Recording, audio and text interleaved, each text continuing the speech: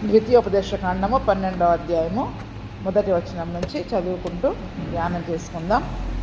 మీరు స్వాధీనపరుచుకున్నటకు మీ పితరుల దేవుడైన యెహోవా మీకు ఇచ్చిన దేశమున మీరు భూమి మీద బ్రతుకు దినములన్నిటిను మీరు అనుసరించి గైకొనవలసిన కట్టడలు విధులు ఇవి.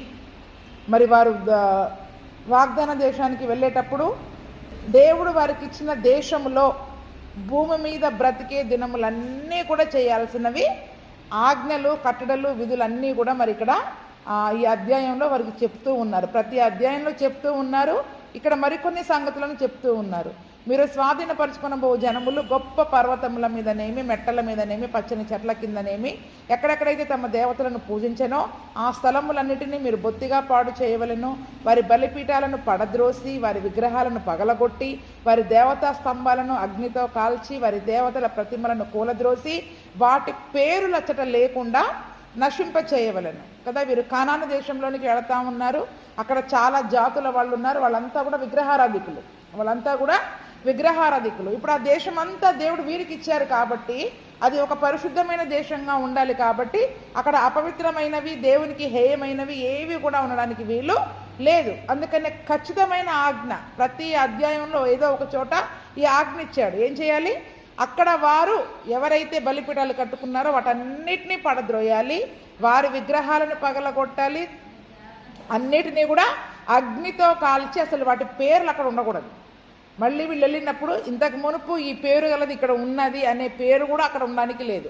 అంటే ఒకటి విడిచిపెట్టి ఆ పేరు మాత్రం వదిలేశారనుకోండి, ఓహో ఇంతకు మునుపు పలాని పేరుతో ఇక్కడ ఇది ఉండేదన్నమాట అనే పాతకు సంబంధించిన పాతది ఏది కూడా ఆ దేశంలో కనబడడానికి వీలు లేదు.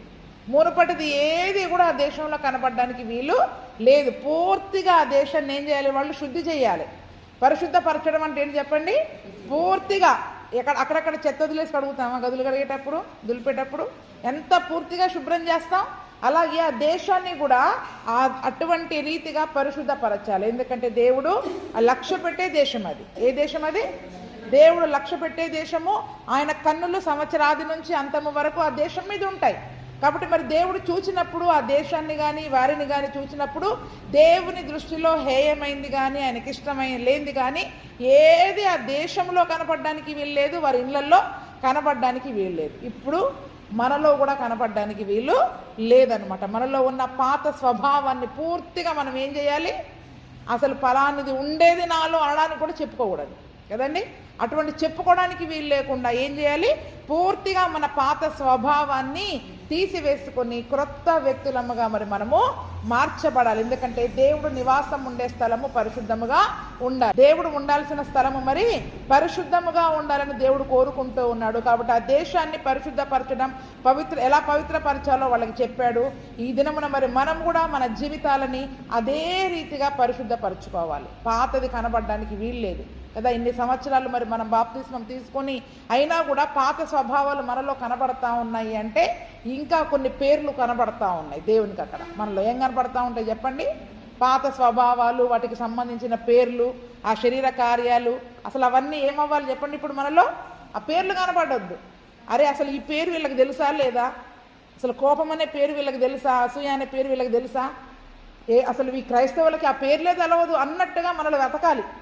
ఆ పేర్లు వెతికినా కూడా వాడు ఎవరికి కనబడడానికి వీలు లేదు. అలాగా ఆ పేర్లు కూడా కనబడకుండా పూర్తిగా నశింప చేయాలి. అందే పరిశుద్ధాత్మ ద్వారా మరి మనము కూడా దేవుని స్వభావంలోనికి మార్చబడినప్పుడు అట్టి రీతిగా పరిశుద్ధపరచబడతాం. 4వ వచనం, వారు తమ దేవతలకు చేసినట్టు మీరు మీ దేవుడైన యెహోవాను గుర్తు చేయకూడదు. మీ దేవుడైన యెహోవా మీ సమస్త గోత్రములలో తన నామమును స్థాపించుకున్నటకు నివాస స్థానముగా ఏర్పరచుకున్న స్థలమును వెతికి అక్కడికే యాత్రలు చేయుచుండవలను. అక్కడికే మీరు మీ దహన బలులను, మీ బలులను, మీ దశమభాగములను, ప్రతిష్ఠితములుగా మీరు చేసే నైవేద్యములను, మీ మ్రొక్కుబడి అర్పణములను, మీ స్వేచ్ఛార్పణములను, పశువులలోను గొర్రె మేకలలోను తొలిచూలు వాటిని తీసుకొని రావలను. మీరును మీ దేవుడైన యెహోవా మిమ్మును ఆశీర్వదించి మీకు కలగజేసిన మీ కుటుంబాలు మీ దేవుడైన యెహోవా సన్నిధిని భోజనము చేసి మీ చేతి పనులన్నిటి యందు సంతోషించవలను. నెక్స్ట్ వారు ఏం చెప్తున్నారంటే, వారు తమ దేవతలకు చేసినట్టు మీరు మీ దేవుడైన దేవుని యెహోవాను గురించి చేయకూడదు. ఇప్పుడు అన్ని జనుల నుండి విశ్వసించబడిన మనం దేవునిలోనికి వచ్చాక కొన్ని ఆచారాలు పద్ధతులు మనం ఏం చేస్తూ ఉంటాం, ఈ దేవుని దగ్గరకు వచ్చి కూడా అలాగే చేస్తూ ఉంటాం. ఆ భక్తిని తీసుకొచ్చి ఇక్కడ కలుపుతూ ఉంటాం. మన మునుపటి భక్తిని ఏం చేస్తూ ఉంటాం చెప్పండి, ఈ అంటే దేవుడి పేరు మారుతుంది, భక్తి మారదు. ఏం మారదు? భక్తి మారదు, దేవుడి పేరు మాత్రం ఇక్కడ మారుతుంది. కానీ అక్కడ ఎటువంటి భక్తి చేశావో ఆ భక్తి ఇక్కడ చేయడానికి వీలు లేదు. ఆ భక్తి ఇక్కడ చేయడానికి వీలు లేదు. దేవుడు చెప్పిన విధముగా ఆయన పరిశుద్ధ ఆత్మను అనుసరించి ఆయన ఎటువంటి భక్తిని ఇష్టపడుతున్నాడో దాన్ని మాత్రమే మనం ఇక్కడ చెయ్యాలి. ఇంతకు మునుపు నాకు ఇటువంటి భక్తి అలవాటు, ఇటువంటి ఆచారం అలవాటు, ఈ పద్ధతి అలవాటు ఇంతకు మునుపు చేసినట్టుగా యెహోవా దగ్గర చేయడానికి వీలు లేదు. దేవుడు మనకి ఎలా చేయమని నేర్పిస్తున్నాడో దానిని మాత్రమే మనం ఇక్కడ చేయాలి. ఏం చెప్పాడు మన కొత్త నిబంధనలో? 2 ఆజ్ఞలు. నీ పూర్ణ మనసుతో పూర్ణాత్మతో నీ దేవుడైన యెహోవాను నువ్వు సేవించాలి, నిన్ను వల్ల నీ పొరుగువానిని ప్రేమించాలి కదా. ఇప్పుడు అన్ని జనుల భక్తిని మనం చూసినట్లయితే అక్కడికి వెళుతారు, మొక్కుతారు, తెల్లవారుజామున లేచి చాలా భక్తి చేస్తారు. వచ్చాక మరి నిన్ను వల్ల నీ పొరుగువానిని వాళ్ళు ప్రేమించగలుగుతారా? ఇప్పుడు మన భక్తి కూడా అలాగే ఉంటుంది.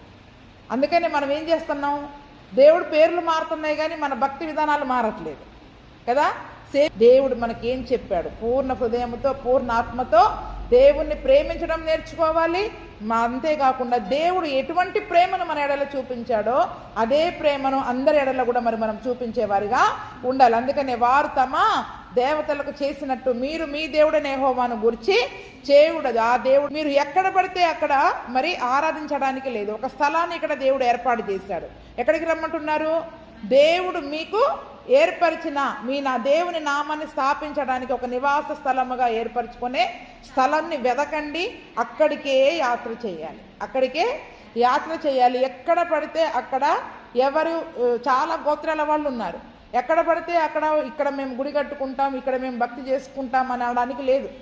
ఇజ్రాయేల్ ప్రజలందరూ కూడా దేవుని నామాన్ని ఒక చోట స్థాపించి ఒక మందిరాన్ని ఏర్పాటు చేసుకొని అక్కడికే అందరూ రావాలి. ఆ దేశమంతా కూడా ఎక్కడికి రావాలి చెప్పండి? ఒకే చోటికి వచ్చి ఆరాధన చేసుకునే విధముగా ఉండాలి. కాబట్టి మొట్టమొదట్లో వాళ్ళు చాలా చోట్ల ఆరాధనలు చేసుకున్నారు. తరువాత యెరూషలేములో ఆ యొక్క మందిరాన్ని వాళ్ళు స్థాపించినాక మందిరానికి రావడం ఉంది. అంతకుముందు హెబ్రోనులో ఆరాధించుకునేవాళ్ళు, షిలోహులో ఆరాధన చేసుకునేవాళ్ళు, బేతేలులో ఆరాధన చేసుకునేవాళ్ళు, మందిరం లేక మునుపు ఆయా ప్రాంతాలలో. కానీ అదే స్థలానికి వచ్చేవాళ్ళు. అబ్బో అక్కడికి వెళ్ళడం మాకు దూరం అయిపోతుంది, మాకు కష్టం అయిపోతుంది అని చెప్పి ఎక్కడికి అక్కడ వాళ్ళు కుటుంబాలలో ఆరాధనలు చేసుకోవడానికి వీలు లేదు. అందుకనే అక్కడికి వెతకండి. ఆ స్థలం ఏంటో మీరు ఏర్పాటు చేసుకొని అక్కడికి మీరు యాత్రలు చేయాలి.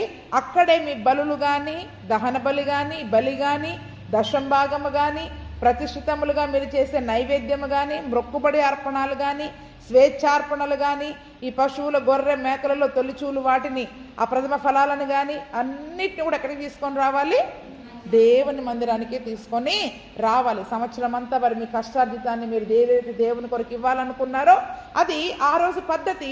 ఆ రీతిగా మరి దేవుడు వారికి అక్కడ నిర్ణయించాడు. ఎందుకంటే మీరును మీ దేవుడైన యెహోవా మిమ్మును ఆశీర్వదించి మీకు కలుగజేసిన కుటుంబాలు. చూడండి, ఇక్కడ కుటుంబాలతో దేవుని సన్నిధికి రావాలంటున్నాడు. ఎందుకంటే దేవుని ఆశీర్వాదం వల్లనే కుటుంబం అనేది మనకి ఇవ్వబడింది. దేవుని ఆశీర్వాదం లేకపోతే కుటుంబాలు ఉండవు కదండి. కుటుంబాలు ఉండవు, గర్భఫలాలు ఉండవు. అంటే ఒక కుటుంబాల్లో యజమానులు లేకుండా ఉండరు. అంటే దేవుడు చక్కగా భార్య పిల్లలతో, భర్త పిల్లలతో ఆనందించే ఒక మంచి స్థితిని దేవుడు మనకి ఇచ్చాడు. అంటే దానిని బట్టి ఆనందించి దేవుని సన్నిధికి వచ్చి కుటుంబంతో కలిసి దేవుని సన్నిధిలో భోజనము చేసి చేతి పనులన్నిటి యందు సంతోషించాలి. ఏం చేయాలంటండి? చేతి పనులన్నిటి యందు సంతోషించాలి. దేవుడు నా చేతి పనిని దీవించాడు, నా కుటుంబాన్ని దీవించాడు అని దేవుని మందిరానికి వచ్చి దేవుని మందిరంలో కుటుంబంతో భోజనం చేయాలి. అందుకనే చూడండి, కనీసం పండగల కన్నా మీ కుటుంబాలను తీసుకొని రండి మందిరానికి అని చెప్తా ఉంటాం. ఎందుకని?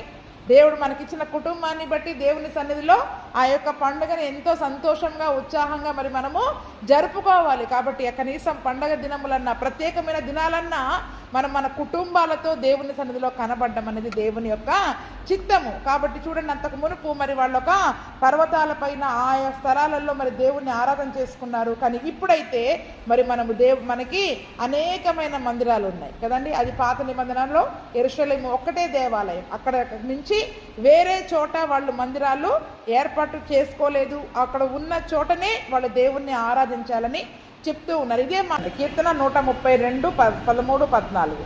ఎందుకు ఒకే చోటికి రావాలని దేవుడు చెప్తూ ఉన్నాడు? యెహోవా సియోనును ఏర్పరచుకొని ఉన్నాడు, తనకు నివాస స్థలముగా దానిని కోరుకొని ఉన్నాడు. ఇది నేను కోరిన స్థానము,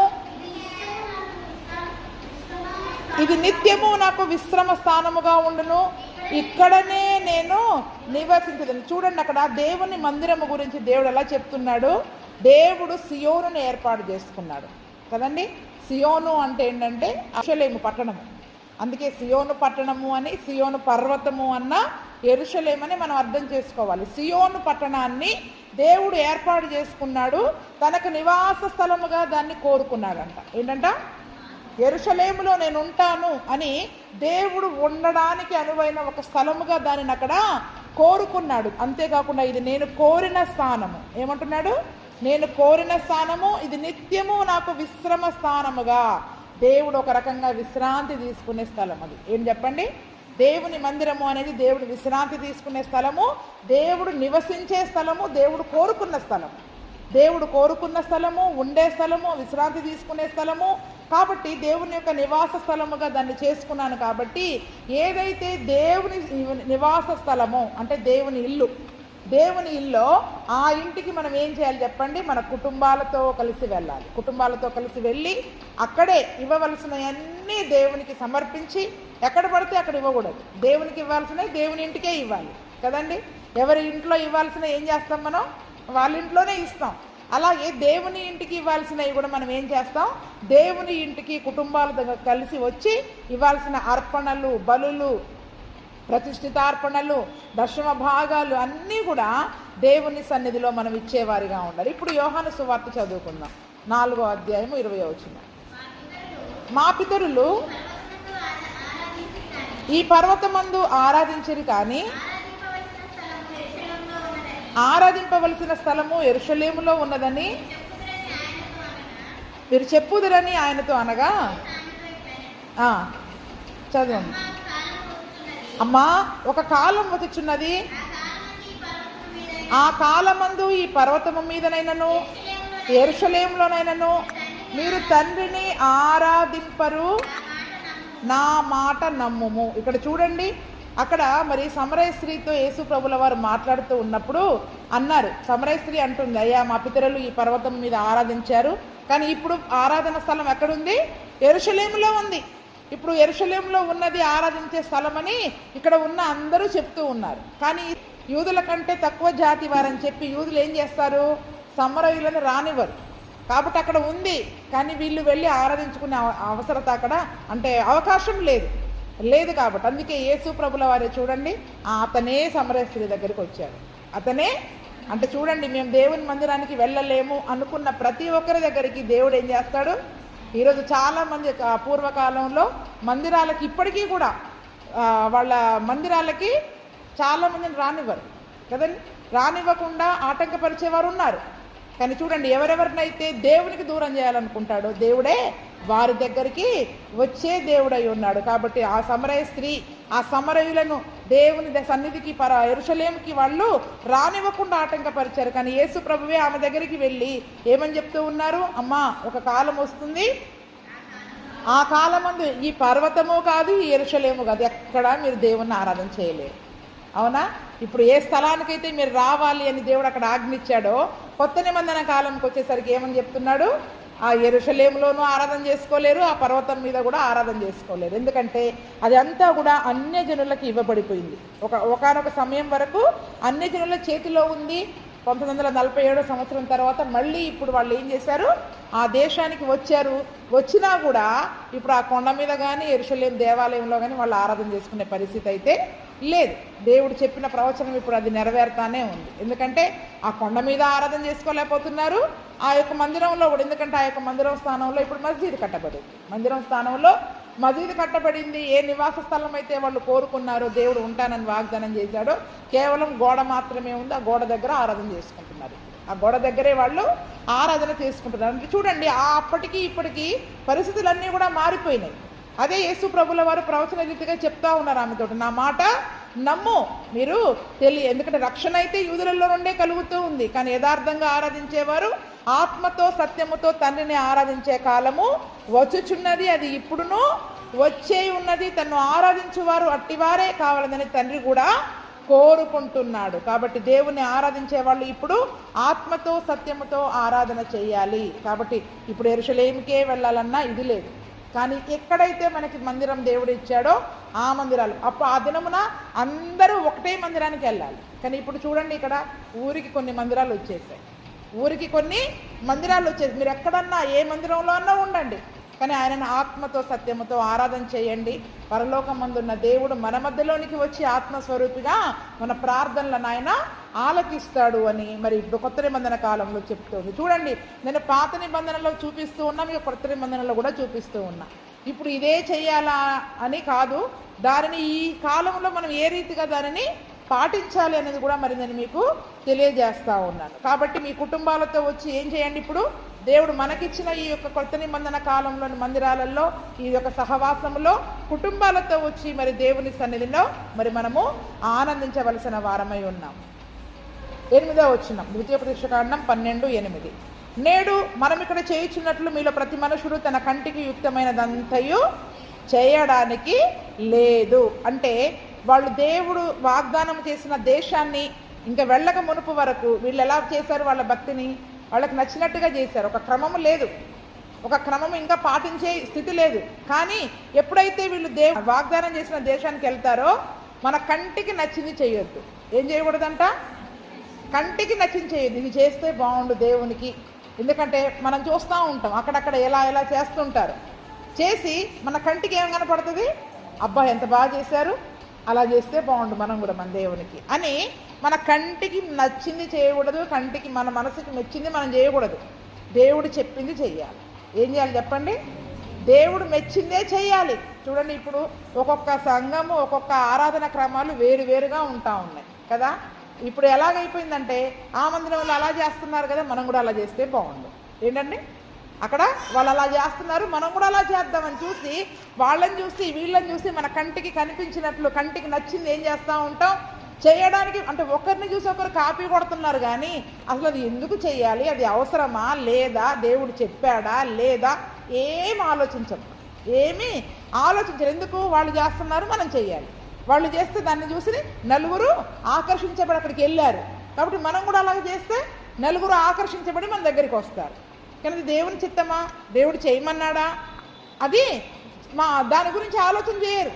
అందుకనే చూడండి, ఏదో ఆకర్షణకి కొరకు, నలుగురిని ఆకర్షించడం కొరకు మనకి నచ్చింది ఏదో వాళ్ళు చేస్తున్నారు, వీళ్ళు చేస్తున్నారు, ఆ సంఘంలో బాగా చేస్తున్నారు, ఈ సంఘంలో బాగా చేస్తున్నారు, చేయకూడదు. మన కంటికి నచ్చింది చెయ్యకూడదు. మీలో ప్రతి మనుషుడు తన కంటికి యుక్తమైనదంతా నాకు బాగా అనిపించింది చేస్తా అని అనుకోవడానికి లేదు.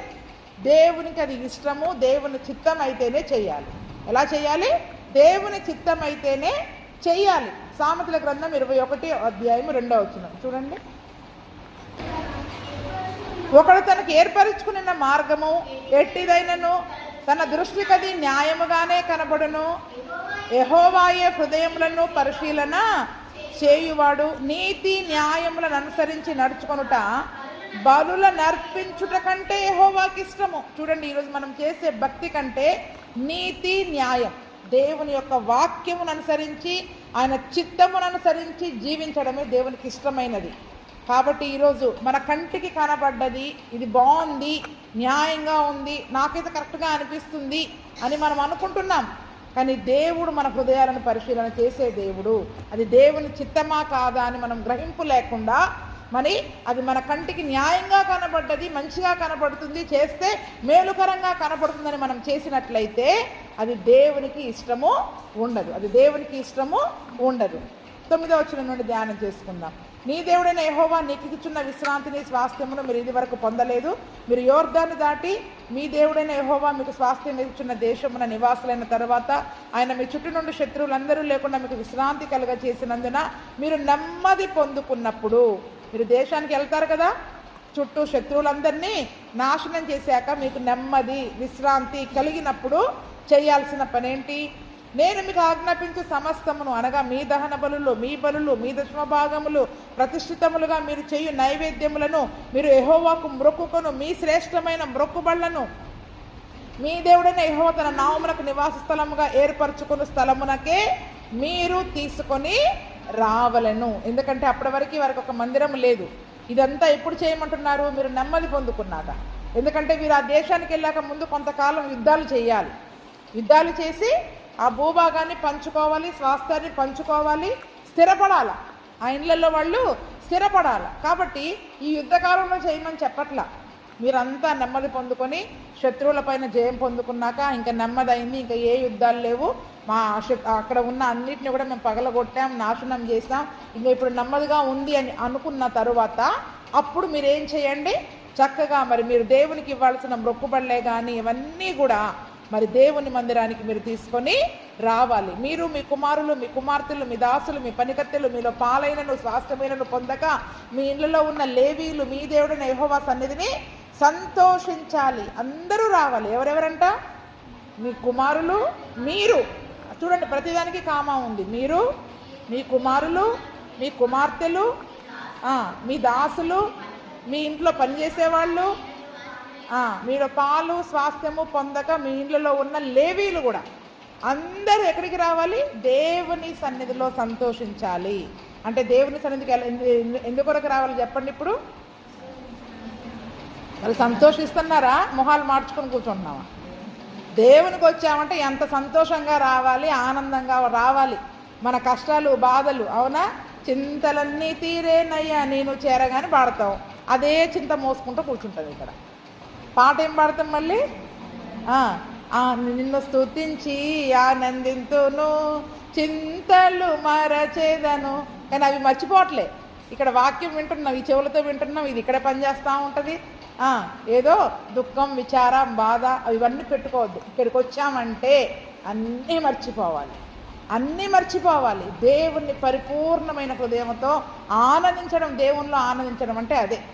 అన్నీ మర్చిపోవాలి, అందరినీ మర్చిపోవాలి. అందరినీ మర్చిపోయి, ఎందుకంటే అందరు ఇక్కడే ఉంటారు కదా, అంటే మనం తీసుకురావట్లేదు కాబట్టి అక్కడ ఉంటుంది మనసు. ఇక్కడ దేవుడేమో అందరిని తీసుకొని రమ్మంటున్నాడు. కాబట్టి నీ దేవుడైన యెహోవా సన్నిధిలో సంతోషించండి, ఆనందించండి, గంతులు వేయాలి. దేవుని సన్నిధిలో సంతోషంగా ఆయనను ఆరాధన చేయాలి. ఏదో బాధతో నువ్వు ఉన్నావు కానీ నా జీవితం అంతా ఇలాగ అయిపోయింది అన్నట్టు కష్టముతో బాధతో దేవుని సన్నిధిలో ఆనందించొద్దు.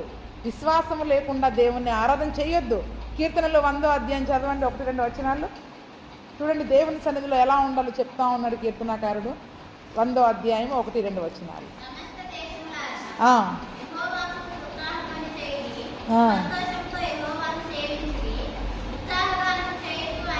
ఎలా రావాలి ఆయన సన్నిధికి? ఉత్సాహగానం, పాటలు పాడుకుంటూ రావాలి. ఏ సంతోషంతో ఉండే పాటలు పాడండి, ఉత్సాహగానాలు చేసుకుంటూ సంతోషమే ఆనందమే ఆరాధనలోని సంతోషించే పాటలు పాడుకుంటూ రావాలి. ఆదివారం లేగడం పొద్దున్న దగ్గర నుంచి ఏం చేయాలి? ఈరోజు నా దేవుని సన్నిధికి వెళ్ళాలి అనే సంతోషంతో పాటలు రావాలి నోట్లో. ఏం రావాలి? సంతోషంతో పాటలు పాడుకుంటూ దేవుని సన్నిధికి రండి. సంతోషంతో సేవించండి, సంతోషంతో ఆయనని సేవించండి. సమస్త దేశాలారా యెహోవాకు ఉత్సాహధ్వని చెయ్యండి. అందుకే చూడండి, దేవుని సన్నిధికి మనం వచ్చేటప్పుడు సంతోషంతో రావాలి, పాటలు పాడుకుంటూ రావాలి, సంతోష గానాలు చేసుకుంటూ ఆయన సన్నిధిలో కూడా సంతోషంగా ఉండండి. సంతోషంతో అందరితో మాట్లాడండి, సంతోషంగా అందరినీ పలకరించండి. అవునా, నా బాధ నాది అన్నట్టు ఎవరి దారిన వాళ్ళు వెళ్ళిపోకుండా, ఏమైంది అంటే ఆమె ఏదో బాధలో ఉందిలే, అలా అసలు మనలో ఒక బాధ ఉంది అన్నట్టు కనపడకూడదు. ఎలా ఉండాలి? ఏంటి ఇంత ఆనందంగా ఉంటున్నారు? దేవుని సన్నిధి మరి సంతోషించే స్థలం ఇది. అన్నీ మర్చిపోయి ఒక సంతోషించే స్థలాన్ని దేవుడు మనకి ఇచ్చాడు. ఆయనలో ఆనందించే గొప్ప స్థలాన్ని దేవుడు మనకి ఇచ్చాడు. కాబట్టి అన్నీ మర్చిపోవాలి. నొప్పులు, బాధలు, ఆ నొప్పి, ఈ నొప్పి, నేనైతే అన్నీ మర్చిపోతా. ఎన్ని నొప్పులతో వస్తా నేను కూడా. కానీ ఇక్కడికి రాగానే వెళ్ళేటప్పుడు మాత్రం అన్నీ పోతాయి. వెళ్ళేటప్పుడు అన్నీ పోగొట్టుకొని అయితే పోతా. నొప్పులు పోతాయి, బాధలు పోతాయి, కన్నీళ్ళు పోతాయి, అన్నీ పోతాయి. ఎంత సంతోషంగా దేవునిలో మరి మనము ఆనందించే స్థలాన్ని దేవుడు ఇచ్చాడు. కాబట్టి చూడండి, మీ ఇళ్ళలో అందరము దేవుని సన్నిధికి కుటుంబాలతో రండి, కుటుంబంలో ఆనందించండి. చక్కగా పాటలు పాడేటప్పుడు ఆనందించాలా, ఆరాధన చేసేటప్పుడు ఆనందించాలా, వాక్యం విన్నప్పుడు కూడా సంతోషంగా వినాలి. ఏదో బిక్కమొహం లాస్ట్ అంటే కోపంగా సీరియస్గా సంతోషంగా వినాలి, వాక్యాన్ని కూడా సంతోషంగా వినాలి, సంతోషంగా తిరిగి వెళ్ళాలి. 13వ వచనం, నీవు చూసిన ప్రతి స్థలమున నీ దహన బలులు అర్పింపకూడదు సుమి. యెహోవా నీ గోత్రంలో ఒక దాని యందు ఏర్పరచుకున్న స్థలాన్ని నీ దహన బలులు అర్పించి నేను నీకు ఆజ్ఞాపించు సమస్తాన్ని అక్కడే జరిగించాలి. ఏమని చెప్తున్నారు? ఒక ఖచ్చితమైన ఆజ్ఞ ఆ రోజు వాళ్ళు ఇచ్చారు. ఎక్కడ స్థలము కనపడితే అక్కడ బలి అర్పించడానికి వీలు లేదు. దేవుడు మనకు ఒక స్థలాన్ని ఏర్పాటు చేశాడు. ఆ దినమున యెరూషలేములో ఆ స్థలములలోనే బలులు అనేవన్నీ అర్పించాలి, అర్పణలు అన్నీ అక్కడే అర్పించాలి. ఎందుకంటే లేవీకాండంలో చెప్పారు. ఎందుకు ఎక్కడ పడితే అక్కడ అర్పింపకూడదు? ఇప్పుడు చూడండి, అన్యజనులు ఎక్కడ కనపడితే అక్కడ బలులు అర్పిస్తాడు. ఆ చెట్ల దగ్గర ఏదో ఒకటి అది కనపడిందంటే ఎక్కడ పడితే అక్కడ వాళ్ళు మొదలు పెడతానే ఉంటారు. కానీ దేవుడు వారిలాగా ఉండాలని కోరుకోవట్లేదు. మనం ఏంటంటే దేవుడు ఒక స్థలాన్ని ఏర్పరిచాడు, ఒక పరిశుద్ధమైన స్థలం, ఒక పరిశుద్ధమైన స్థలం, దేవుడు ఉండే స్థలం, దేవుడు కోరుకున్న స్థలం, దేవుడు విశ్రాంతి తీసుకునే స్థలం. అక్కడికే వచ్చి ఏం చేయాలి? నువ్వు ఎక్కడో అర్పించి నేను అర్పించేశానంటే అయిపోయిందా? ఇంట్లో ఉండి, ఊర్లో ఉండి, అక్కడ ఉండి, ఇక్కడ ఉండి నేను ప్రార్థన చేసుకున్నా, నేను మనసులోనే ఆరాధన చేసుకున్నా, నేను లైవ్లో వాక్యం చూసా, మరి లైవ్లోనే భోజనం చేద్దాం మనం కూడా. ఆ యూట్యూబ్లో ఉన్నాయని మరి అలాగే తినేసేయండి, ఇంట్లో వండుకునే పనే ఉండదు ఇంకా మనకి కదండి. అక్కడ ఉండి చేసుకున్న చాలా మంది అదే సమాధానం చెప్తారు, నేను పొలంలోనే ఉన్నాను కానీ అయ్యగారు నా మనసంతా ఇక్కడే ఉంది, ఇక్కడే మనసులోనే నేను ప్రార్థన చేసుకున్నా. కాదు, ఎక్కడ పడితే అక్కడ మనం చేయడానికి వీలు లేదు. అంటే ప్రార్థన మనం ఎక్కడుండైనా చేసుకోవచ్చు, కానీ ఆదివారము దేవుడు ఏర్పరిచిన దినము, దేవుడు ఏర్పరిచిన ఆ యొక్క ప్రత్యేకమైన దినాలు మాత్రం రమ్మన్నప్పుడు అక్కడికే రావాలి. ఏం చేయాలి చెప్పండి?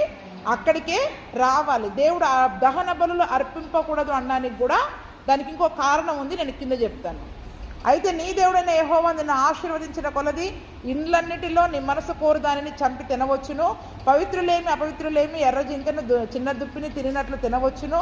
మీరు రక్తము మాత్రం తినక దాని నీళ్ల వల్ల నేల మీద పారబోయాలి. నీ ధాన్యంలోనేమి, నీ ద్రాక్షరసంలోనేమి, నీ నూనెలోనేమి దశం భాగము, గోవులలో గొర్రె మేకలలో తొలిచూలు పిల్లలను నీవు మ్రొక్కుబలలో దేనిని నీ స్వేచ్ఛార్పణమును ప్రతిష్టార్పణమును నీ ఇంటిలో తినకూడదు. నీ దేవుడైన యెహోవా ఏర్పరచుకున్న స్థలముననే నీవు, నీ కుమారుడు, నీ కుమార్తె, నీ దాసుడు, నీ దాసి, నీ ఇంటి నుండి లేవీలు కలుసుకుని నీ దేవుడైన యెహోవా సన్నిధిని తిని నీవు చేయు ప్రయత్నములన్నిటిలో నీ దేవుడైన యెహోవా సన్నిధిని సంతోషించుదువు. నీవు నీ దేశంలో ఉన్న నీ దినములన్నిటను లేవీలను విడవకూడదు సుమి. చూడండి, ఇక్కడ ఎందుకని దేవుడు ఎక్కడ పడితే అక్కడ అర్పించకూడదు అంటున్నాడంటే దేవుని సన్నిధిలోనే తినాలి. ఏంటంట? నీ దేవుడైన యెహోవా నిన్ను ఆశీర్వదించిన కొలది ఇండ్లన్నిటిలో నీ మనసు కోరిన దానిని చంపి తినవచ్చును. అంటే ఆ దినమున దేనినైనా ఒక మాంసాన్ని తినాలి అంటే ఎక్కడ పడితే అక్కడ ఆ యొక్క రక్తాన్ని చిందించకూడదు. ఏంటండి? ఎక్కడ పడితే అక్కడ రక్తాన్ని చిందించకూడదు. చూడండి, ఇప్పుడు దేవుని మందిర ఆవరణంలో కూడా బలులు అర్పించినప్పుడు దేవుడు ఏం చేశాడు? రక్తమును బలిపీఠం చుట్టూ పోయాలి. ఎక్కడ పడితే అక్కడ పోయడానికి వీలు లేదు. రక్తాన్ని బలిపీఠం చుట్టూ పోయాలి, లేదా ఆ యొక్క బలిపీఠం యొక్క అడుగు భాగంలో పోసేయాలి. చూడండి, ఇప్పుడు ఎక్కడ పడితే అక్కడ బలులు అర్పించారనుకోండి, ఏమైపోద్ది? దేశమంతా రక్తంతో నిండిపోద్ది. దేశమంతా రక్తముతో నిండిపోద్ది. చూడ్డానికి ఎలాగుంటుంది చెప్పండి? ఇప్పుడు ఎక్కడ పడితే అక్కడ. అందుకనే ఆ దినమున ఒకవేళ వాళ్ళు భోజనం చేయాలన్నా కూడా ఎక్కడ పడితే అక్కడ దానిని కొయ్యొద్దని చెప్పారు. దేవుని మందిర ఆవరణం దగ్గరకు వచ్చి మందిర ఆవరణంలోనే కొయ్యాలి. ఎక్కడ కొయ్యాలి? ఎందుకంటే రక్తాన్ని ఆ బలిపీఠం మీద పోసి ఆ తర్వాత మీరు దానిని వండుకొని భోజనం చేయండి అని ఒక నియమం ఉంది పాత నిబంధన గ్రంథంలో. అది లేవీకాండం 17వ అధ్యాయంలో ఉంటుంది. ఎక్కడ పడితే అక్కడ దానిని కోసి ఆ యొక్క రక్తముని విచ్చలవిడిగా ఎక్కడ పడితే అక్కడ పోస్తే రక్తము ప్రాణము కాబట్టి రక్తాలు చూసే వాళ్ళకి కూడా అది శుభ్రముగా ఉండదు. దేవుడు సంచరించే స్థలము, దేవుడు లక్ష్య పెట్టే దేశంలో ఎక్కడ పడితే అక్కడ ఆ యొక్క రక్తము మరి కనపడతా ఉంటుంటే దాని వలన జబ్బులు కూడా వచ్చే అవకాశం ఉంటుంది, అనారోగ్యాలు కూడా వచ్చే అవకాశము ఉంటుంది. కాబట్టి చూడండి, దేవుడు ఒక పరిశుద్ధంగా ఉంచాలనుకున్నాడు, పవిత్రంగా తన దేశాన్ని కూడా ఉంచాలనుకుంటున్నాడు. కాబట్టి ఆ యొక్క చెత్తను కూడా ఎక్కడ పడేయాలి? లేవీలకంతా ఒక సూచన ఇచ్చాడు. పాలెము వెలుపల పెంట అనేది కూడా ఒకప్పుడు ఎలా ఉండేది చెప్పండి? ఊరవతలు ఉండేది కదా. ఊరవతల ఒక పడవేసే స్థలము అనేది, ఒక పెంట స్థలం అనేది ఉండేది. ఇప్పుడు అంతా ఏమైపోయింది చెప్పండి? ఇంటి చుట్టూ చెత్తే ఉంటుంది, ఇంటి చుట్టూ చెత్తే. అలా దేవుడికి నచ్చదు. అందుకని మన ఇల్లు కానీ ఇంటి చుట్టూ కానీ దేవుని మందిరము కానీ మందిర రావడం కానీ అంత శుభ్రంగా ఉండాలి. కానీ ఇక్కడైతే పాలెము వెలుపల వేస్తారు, రక్తం మాత్రం బలిపీఠం చుట్టూ వేస్తారు. అయితే ఇప్పుడు దేవుడు ఆశీర్వదించినాక స్థిరపడ్డ తర్వాత మరి అప్పుడు ఏం చేయాలి? ఒకవేళ ఇంట్లో మన కుటుంబంతో కలిసి ఏదైనా భోజనం చేయాలనిపిస్తుంది, అప్పుడు ఏం చేయమంటున్నాడు అక్కడ? మీకు మనస్సుకు నచ్చిన దాన్ని చంపి తినండి, ఇక్కడికి రావాల్సిన అవసరం లేదు. మీ ఇంట్లో దానిని చక్కగా మీ కుటుంబంతో కలిసి భోజనము చేయండి. పవిత్రులేమి అపవిత్రులేమి దేన్నైనా మీరు తినవచ్చు అంటున్నాడు. ఇక్కడ చూడండి, అంటే పవిత్రమైనవి ఏంటి అపవిత్రమైనవి ఏంటి అని దేవుడు మనకు ఆల్రెడీ చెప్పాడు. అవునా? పవిత్రులేమి అపవిత్రములేమి ఏదైనా మీరు తినవచ్చు, ఎర్రజింక చిన్న దుప్పి తిన్నట్లుగా మీరు తినవచ్చు అని చెప్తున్నారు. అంటే ఇక్కడ దాని అర్థం ఏంటంటే దేవుని మందిరానికి మనం తీసుకొని వచ్చేటప్పుడు ఎటువంటివి తీసుకొని వస్తాం చెప్పండి? మచ్చ ఉండకూడదు, చిన్న చిన్న మచ్చలు ఉండకూడదు దానిపైన. అవునా? లేవీయుడు ఏం చేయాలి? యాజకుడు ఏం చేయాలి? భూతద్దం పెట్టి దాన్ని పరీక్షించాలా. ఎక్కడైనా పొడలు కానీ మచ్చలు కానీ ఉన్నాయేమో దానిని పరీక్షించాలా. దేవుని మందిరంలో ఆవరణంలో బలిచ్చే ప్రతిదాన్ని కూడా మరి పరిశుద్ధమైనదిగా ఉండాలి, నిర్దోషమైనదిగా ఉండాలి, కళంకము లేనిదిగా ఉండాలి. కుంటిది కానీ గుడ్డిది కానీ చెయ్యి వంకర ఏలొంకర ఉన్న గొర్రెలు కానీ మేకలు కానీ బలి అర్పించడానికి వీలు లేదు. యాజకుడు దాన్ని పరీక్షించాలా. కళంకము లేనిది, నిర్దోషమైనది, మరి అంతేకాకుండా మచ్చలు లేనిది, ముడతలు లేనిది, ఏ రోగము లేనిది, ఆరోగ్యకరమైనది మాత్రమే దేవుని దగ్గరికి తీసుకొస్తాం. అవునా? ఇప్పుడు కాబట్టి అటువంటిది నువ్వు పవిత్రమైనదే తీసుకొని రావాలి. ఇప్పుడు మరి ఇంట్లో భోజనం చేసేటప్పుడు ఒకవేళ దానికి ఏదైనా మచ్చలు ఉన్నా, దానికి ఏదైనా వంకర ఉన్నా, అది అపవిత్రమైందైనా, పవిత్రమైందైతేనే దేవుని మందిరంలో నువ్వు బలి ఇవ్వాలి.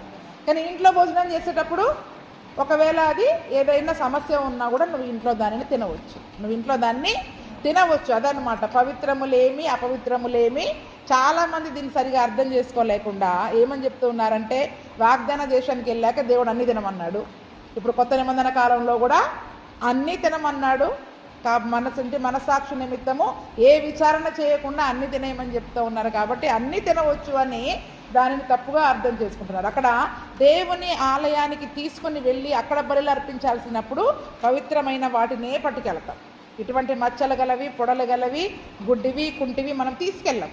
కానీ మనం ఇంట్లో భోజనం చేసుకునేటప్పుడు దానికి కొంచెం లోపం ఉన్నా మనం ఏం చేసుకోవచ్చు? దానిని వండుకొని దానిని తినవచ్చు. ఇదే మాటని మలాకి గ్రంథంలో కూడా చెప్తాడు. మలాకి గ్రంథం 1వ అధ్యాయము 7వ వచనం నుంచి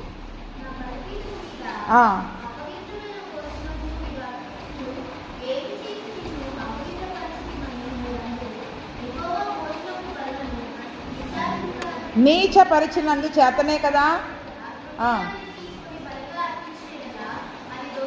చూడండి ఇక్కడ ఏమంటున్నాడు? దేవుని బలిపీఠం మీద అర్పించేటప్పుడు ఏది అపవిత్రమైంది? గుడ్డిదాన్ని తీసుకొచ్చి మంచిది మనం ఉంచుకుంటాం, గుడ్డిది దేవునికి తీసుకెళ్తారు కొద్దిమంది కదండి. అలాగా గుడ్డికి తీసుకెళ్ళి దేవుని బలిపీఠం మీద బలి అర్పించి మనం ఏమనుకుంటాం? దేవుడికి బలిచ్చా అదే చెప్పుకుంటాం. కానీ ఎటువంటి బలిచ్చావు నువ్వు? అదే అంటున్నాడు, నువ్వు నా బలిపీఠాన్ని అపవిత్రపరిచావు, నీచపరిచావు. ఎందుకంటే గుడ్డిదాన్ని ఇచ్చావు నువ్వు నాకు. ఏది ఇవ్వాలి? పవిత్రమైనది ఇవ్వాలి. గుడ్డిది కానీ కుంటిది కానీ మెల్లకన్నది కానీ ఏ లోపము లేనిది కావాలి దేవునికి బలిచ్చేటప్పుడు ఏం కావాలి?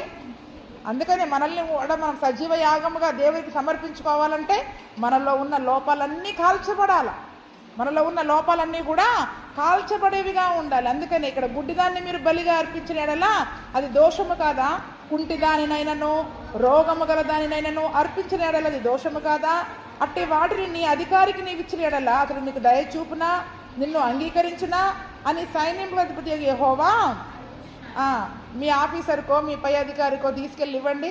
చచ్చిపోయిన కోడినో కుంటిదో గుడ్డిదో ఏదో రోగం ఉన్నదాన్ని తీసుకెళ్ళి ఇవ్వండి. మనకి ప్రమోషన్ ఇస్తారా చెప్పండి? అధికారి దగ్గర మంచి పేరు తెచ్చుకోవాలని నువ్వు ఇచ్చేది ఎలాగ ఉండాలి చెప్పండి? మంచిది ఇవ్వాలి. అదే అంటున్నాడు, మీ అధికారికి అయితే నువ్వు ఇవ్వవు కదా, మరి నాకెందుకు ఇస్తున్నావు అటువంటిది? ఈరోజు మనం కుంటోళ్ళలాగున్నాం, గుడ్డోళ్ళలాగున్నాం. అయ్యా నన్ను నేను నీకు ఇచ్చేస్తున్నా, ఈ గుడ్డిదాన్ని నేనేం చేసుకోవాలని దేవుడు అంటున్నాడు. ఈ కుంటిదాన్ని నేనేం చేసుకోవాలి? నా మాట వినకుండా కుంటికాలతో తిరుగుతూ ఉంటుంది, నా మాట వినకుండా కళ్ళు మూసుకొని తిరుగుతూ ఉంటారు. మళ్ళీ అయ్యా నన్ను నేను నీకు అప్పగించుకుంటున్నా అంటే ఈ కుంటోళ్ళను గుడ్డోళ్ళని నాకు ఇస్తే అది అపవిత్రం కాదా? మనం అపవిత్రముగా మనల్ని మనం దేవునికి సమర్పించుకోవడానికి లేదండి. మనల్ని మనం పవిత్రపరుచుకొని సజీవ యాగముగా పూర్తిగా కాల్చివేయబడిన తర్వాత పవిత్రముగా పరిశుద్ధముగా అయినా అర్పణముగా మనల్ని మనం దేవునికి సమర్పించుకునే వారముగా మరి మనము ఉండాలి. అందుకనే చూడుంటున్నాడు, అపవిత్రము పవిత్ర అపవిత్రములేమి ఆలోచించకుండా మీరు తినండి అంటే దేవునికి ఇచ్చేది ఏదైనా పవిత్రముగా ఉండాలి. అందులో లోపము కానీ ఇది కానీ ఉండకూడదు. నోట్లు వేసేటప్పుడు కూడా చినిగిపోయిన నోట్లు, నలిగిపోయిన నోట్లు నేను కొన్ని చోట్ల చూస్తూ ఉంటాను. దాన్ని ఎంత పిసికి వేస్తారంటే చేతిలో పట్టుకొని అది చెమటకి దడిసిపోయి సగం చినిగిపోయి అందులో వేస్తారు. దాన్ని తీయాలంటే దాన్ని ఇస్త్రీ చేసుకోవాలి. ఇక కొన్నిసార్లు అదే తీసేటప్పటికే చినిగిపోద్ది, లేదా అంటే దాన్ని ఎండకి పెట్టి ఇస్త్రీ చేసుకోవాలి. చూడండి, దేవునికి ఇచ్చేది కూడా శ్రేష్టంగా ఇవ్వాలా, మంచిదిగా ఇవ్వాలా ఏదైనా కూడా. అంతేకాకుండా విలువైనవి మనం దేవునికి ఇచ్చేవారముగా ఉండాలి. కాబట్టి మనం మీరు మీ దేశంలోనికి వెళ్ళిన తర్వాత పవిత్ర అపవిత్రములు అనేది ఏదైనా కూడా లేకుండా మీరు అన్ని ఆహారం తినండి, కానీ దేవునికి ఇచ్చేటప్పుడు మాత్రము శ్రేష్టమైనవి మాత్రమే ఇవ్వాలి. ఇంకొకటి, ప్రతిష్టార్పణలు స్వేచ్ఛార్పణలు దేవుని మన ఇంట్లో తినకూడదు, అవి దేవునికే ఇవ్వాలి. అంటే ఇప్పుడు దేవుని కొరకు మొక్కుబడి తీసుకొని దశం భాగాలు ప్రతిష్ఠించి ఇది నా దేవునికి ఇవ్వాలి అనుకున్నది ఏదైనా మనం తీసి పక్కన పెడతాం. డబ్బులే కానివ్వండి, బియ్యమే కానివ్వండి, కూరగాయలే కానివ్వండి. ఇంట్లో లేవని చెప్పి కొన్నిసార్లు ఏం చేస్తాం చెప్పండి, వాటినే తిరిగి మన ఇంట్లోనే మనం తినేసుకుంటూ ఉంటాం. అందుకనే ప్రతిష్ఠితార్పణలు స్వేచ్ఛార్పణలు దేవుని కొరకు ప్రతిష్ఠించబడింది ఏదైనా సరే దాన్ని మనం మన ఇంట్లో తినడానికి లేదు, దేవుని సన్నిధిలో ఇవ్వాలి. నేను ప్రతిష్ఠించబడింది దేవునికి ఒప్పుకుంది దేవుని మందిరంలోనే ఇవ్వండి. మీ ఇంట్లో ఏదైనా మీరు చేసుకోండి, కానీ ఒప్పుకుంది మాత్రం దేవుని మందిరానికి మనము తీసుకొని రావాలి. చివరికి ఏమన్నాడు, నీవు నీ దేశములన్నిటిలో నీ దినములన్నిటిలో లేవీలను విడవకూడదు సుమి. ఎందుకంటే యాజకులు లేవీలని దేవుడు ప్రత్యేకించుకున్నాడు. వారికి ఎటువంటి స్వాస్థ్యం ఇవ్వలేదు, వారికి సంపాదించుకునేది లేదు. కాబట్టి చూడండి, ఈరోజు ఉద్యోగం ఉన్న వాళ్ళు కాదు, పరిపూర్ణంగా దేవుని సేవకు సమర్పించుకున్న వాళ్ళని సంఘం విడిచిపెట్టకూడదు. ఏం చేయకూడదు, సంఘము విడిచిపెట్టకుండా మరి వాళ్ళ యొక్క ప్రతి విషయములలో కూడా వారిని చూసే బాధ్యత సంఘముదై ఉంది. మరి అటువంటి కృపా ప్రభువైన యేసుక్రీస్తు మనకందరికీ దయచేయునుగాక.